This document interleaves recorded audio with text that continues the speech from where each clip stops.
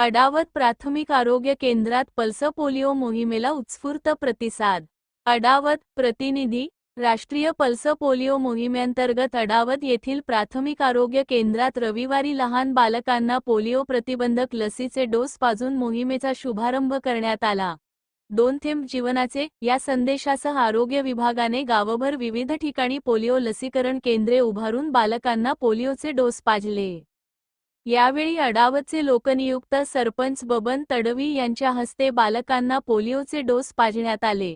कार्यक्रमास वैद्यकीय अधिकारी डॉक्टर पवन सुशीर, भारती महाजन, आशा सेविका अर्चना परदेशी, अमोल कासार, हनुमंत महाजन, वाय.आर. पाटील, पत्रकार महेश गायकवाड तसेच ग्रामस्थ उपस्थित होते। अडावत गावातील विविध परिसरांमध्ये आरोग्य विभागाच्या पथकांनी विशेष कॅम्प उभारून 5 वर्षांखालील बालकांना पोलिओ प्रतिबंधक डोस पाजले।